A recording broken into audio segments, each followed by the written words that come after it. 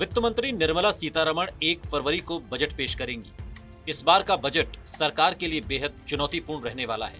इतिहास में पहली बार देश का पहला डिजिटल बजट निर्मला सीतारमण पेश करेंगी। इस बजट में क्या घोषणाएं की जाती हैं, इस पर तो सबकी निगाहें हैं। इस वीडियो में हम आपको बजट से जुड़े 3 महत्वपूर्ण शब्दों के मायने बताने जा रहे हैं, जिनका जिक्र वित्त मंत्री कई बार अपने भाषण में करेंगी। यही वजह है कि बजट की बारीकी को समझने के लिए इन 3 महत्वपूर्ण शब्दों का मतलब समझना बहुत जरूरी है। बजट के दौरान वित्त मंत्री अपने भाषण में जिन 3 शब्दों का इस्तेमाल बार बार करेंगी वो हैं रेवेन्यू डेफिसिट, फिस्कल डेफिसिट और प्राइमरी डेफिसिट। अब आपको इन 3 शब्दों का मतलब डिटेल में समझाते हैं। रेवेन्यू डेफिसिट क्या होता है? बजट के दौरान वित्त मंत्री निर्मला सीतारमण के संबोधन में एक टर्म आएगा, रेवेन्यू डेफिसिट। अगर सरकार का टोटल रेवेन्यू उसके खर्च से ज्यादा हो जाता है तो उसे रेवेन्यू डेफिसिट कहते हैं। रेवेन्यू डेफिसिट का मतलब होता है सरकार के पास नॉर्मल फंक्शनिंग के लिए पर्याप्त पैसे नहीं है। अगर सरकार रेवेन्यू डेफिसिट में होती है तो 2 तरीके से पैसे इकट्ठे करती है। पहला वो निजीकरण या विनिवेश की तरफ जाती है और दूसरा वो बाजार से कर्ज लेती है। इसके अलावा सरकार जरूरत पड़ने पर टैक्स रेट में बढ़ोतरी करती है या फिर कोई नया टैक्स लगाया जाता है। माना जा रहा है कि इस साल सरकार का रेवेन्यू डेफिसिट बहुत ज्यादा रहने वाला है।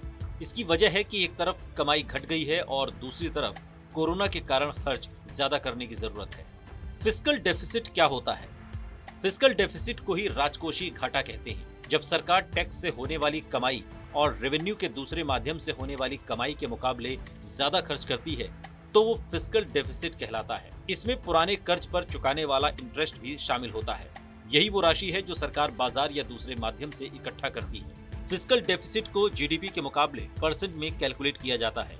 माना जा रहा है कि चालू वित्त वर्ष में राजकोषीय घाटा जीडीपी के 7.5% तक पहुंच सकता है।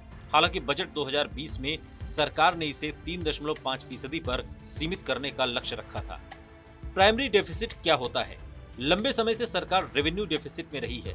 ऐसे में वो बाजार से कर्ज उठाती है और फिर कर्ज पर उसे भारी भरकम इंटरेस्ट चुकाना होता है। फिस्कल डेफिसिट में रेवेन्यू डेफिसिट और पुराने कर्ज पर चुकाने वाले इंटरेस्ट को शामिल किया जाता है। ऐसे में जब फिस्कल डेफिसिट से पुराने कर्ज पर इंटरेस्ट अमाउंट को घटा दिया जाता है तो उसे प्राइमरी डेफिसिट कहते हैं। प्राइमरी डेफिसिट में जितनी कमी आएगी उससे ये पता चलता है कि सरकार की राजकोषीय स्थिति में कितना सुधार हो रहा है। ये वीडियो आपको कैसा लगा कमेंट बॉक्स में हमें जरूर बताइएगा। साथ ही देश और दुनिया की तमाम बड़ी खबरों के लिए देखते रहिए TV9 भारतवर्ष।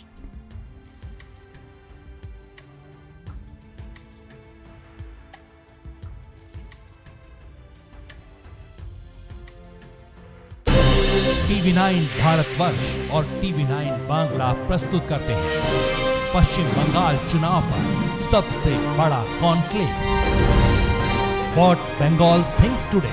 देखिए 30 जनवरी दिन भर।